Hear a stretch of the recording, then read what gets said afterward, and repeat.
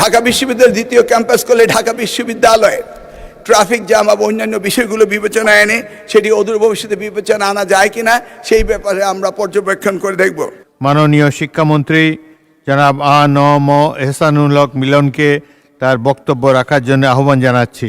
মাননীয় শিক্ষামন্ত্রী।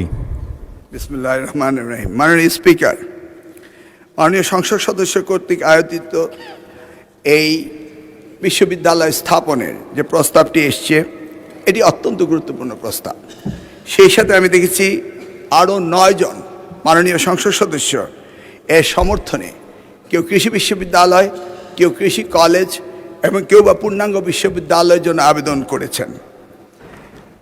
আপনি এবং আমরা সকলেই জানি বিগত সময়ে সাবেক প্রধানমন্ত্রী দেশমাতা বেগম খালেদা জিয়া শিক্ষাকে সবচেয়ে বেশি অগ্রাধিকার দিয়েছিলেন এবং আপনারা ইতিমধ্যেই দেখতে পেয়েছেন যে 180 দিনের যে প্রোগ্রাম মাননীয় প্রধানমন্ত্রী দিয়েছে সেখানে তিনি শিক্ষাকে সবচেয়ে বেশি অগ্রাধিকার দিয়েছেন। আমার দৃঢ় বিশ্বাস যেভাবে মাননীয় প্রধানমন্ত্রী এদেশে মানব সম্পদ উন্নয়নের জন্য কাজ করেছেন, হিউম্যান ক্যাপিটাল ডেভেলপমেন্টের জন্য যে চেষ্টা তিনি চালিয়ে যাচ্ছেন, এটাও আমরা জানি উন্নত বিশ্বে প্রায় 30টি দেশ তাদের জনসংখ্যা ক্রমান্বয়ে কমে যাচ্ছে। More people R dyeing, less people are taking birth. In this respect মাননীয় প্রধানমন্ত্রী তিনি শিক্ষাকে গুরুত্ব দিয়ে সবচেয়ে বেশি গুরুত্ব দিয়েছেন কারিগরি শিক্ষাকে। আমি অত্যন্ত খুশি হতাম যদি আজকের মাননীয় সংসদ সদস্যগণ সাধারণ শিক্ষার চেয়ে কারিগরি শিক্ষাকে গুরুত্ব দিতেন এবং যেটাতে মানব সম্পদ উন্নত হতো এবং বিশ্বে আমরা সকলেই এই মানব সম্পদ উন্নয়ন করে আমরা এক্সপেক্টেড থেকে আমাদের রেমিটেন্স সহ বাংলাদেশের উন্নয়নের অগ্রাধিকার আমরা পেতে পারতাম। সেই জায়গাটি থেকে আমি আহ্বান জানাবো যে আপনারা আগামী দিনে স্ব এলাকায় কারিগরি শিক্ষার উপর গুরুত্ব দিয়ে আপনার প্রস্তাব আনবেন। ময়মনসিংহ 13টি উপজেলা, 11 জন মাননীয় সংসদ সদস্যের প্রায় 59 লক্ষ জনগণের অধিবাসী, তার মধ্যে নিয়ারলি 20,000 হচ্ছে নিয়ারলি 22 ইয়ার্স ওল্ড যারা ইউনিভার্সিটিগুলিতে যায়। সেই জায়গায় আমাদের কৃষি বিশ্ববিদ্যালয় রয়েছে এবং পাশাপাশি আমাদের ওখানে জামালপুর পার্শ্ববর্তী জেলায় বিজ্ঞান ও প্রযুক্তি বিশ্ববিদ্যালয় রয়েছে, একটি প্রাইভেট বিশ্ববিদ্যালয় রয়েছে ব্রহ্মপুত্র ইন্টারন্যাশনাল ইউনিভার্সিটি এবং পাশে রয়েছে নেত্রকোনা ইউনিভার্সিটি।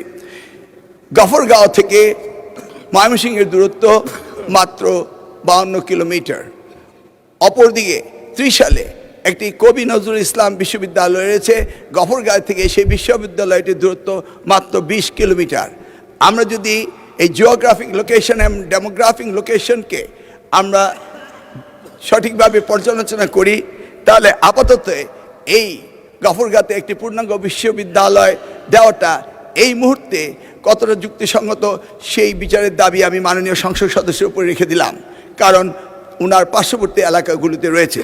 তিনি এটাও বলেছেন যে ঢাকা এবং ময়মনসিংহের মধ্যবর্তী স্থানে এবং খুব উল্লেখযোগ্যভাবে কমিউনিকেশন ওনার খুব ভালো ঢাকার সাথে। সেক্ষেত্রে তিনি আবার পুনর্বিবেচনা করতে পারেন যে তিনি কি সত্যিকার বিশ্ববিদ্যালয় স্থাপনের কথা বলবেন না কোনো কারিগরি প্রতিষ্ঠানের কথা বলবেন।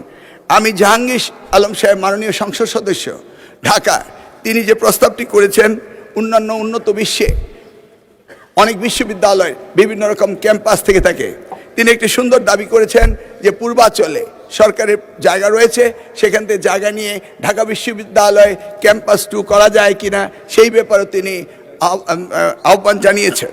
সেই বিষয়টি আমরা আগামী দিনে মন্ত্রণালয় পর্যায়ে এবং মাননীয় প্রধানমন্ত্রী পর্যায়ে আমরা আলোচনা। ঢাকা ইউনিভার্সিটি থাক পূর্বাঞ্চলে জায়গা আছে, আই মিন দ্যাট। ওকে, আমার কথা বলতে ওকে। ঢাকা বিশ্ববিদ্যালয়ের দ্বিতীয় ক্যাম্পাস করলে ঢাকা বিশ্ববিদ্যালয়ের ট্রাফিক জ্যাম এবং অন্যান্য বিষয়গুলো বিবেচনায় এনে সেটি অদূর ভবিষ্যতে বিবেচনা আনা যায় কিনা সেই ব্যাপারে আমরা পর্যবেক্ষণ করে দেখব। মাননীয় স্পিকার, আমি জানি সকলেই তার স্ব এলাকায় বিশ্ববিদ্যালয় স্থাপনের জন্য আপ্রাণ চেষ্টা করে যাচ্ছেন। যেমনিভাবে মুন্সিগঞ্জের মাননীয় সংসদ সদস্য আবদুল্লাহ সাহেবও বললেন যে নদীর ওপারেই মুন্সিগঞ্জে কোনো বিশ্ববিদ্যালয়, ঠিক তেমনিভাবে রমিন ফারহানা ব্রাহ্মণবাড়িয়া মাননীয় সংসদ সদস্য তিনিও বলেছেন যে ব্রাহ্মণবাড়িয়াতেও তার কোনো বিজ্ঞান প্রযুক্তি বলে কোনো বিশ্ববিদ্যালয় সেখানে নেই। আমাদের বর্তমানে 57টি পাবলিক বিশ্ববিদ্যালয় রয়েছে। আমরা আগামী দিনে উত্তরোত্তর এই বিশ্ববিদ্যালয়গুলো বৃদ্ধিকরণ এবং জনগণের চাহিদা মেটানো, এবং আমরা চাই একটি শিক্ষিত জাতি গঠন করার জন্য। সেই ক্ষেত্রে আমরা আগামী দিনে এই চিন্তা ভাবনা করব। তবে এই মুহূর্তে গফরগাঁয়ে দেওয়াটা কতটা সমীচীন হবে সেই ব্যাপারে আমি মাননীয় সংসদ সদস্যকে বলবো, আপনি নিজ বিবেচনায় এই দাবিটি প্রত্যাহার করার অনুরোধ করছি। ধন্যবাদ আপনাকে। ইউএফটি ফার্স্টের সাথে ট্রেড করুন যে কোনো জায়গা থেকে, ক্যাম্পাসে ক্লাসের ফাঁকে, ঢাকার জ্যামে বসে কিংবা ঘরে বসে। ট্রেডিং এখন হাতের মুঠোয়, তাই ট্রেড করুন যখন খুশি যেখানে খুশি।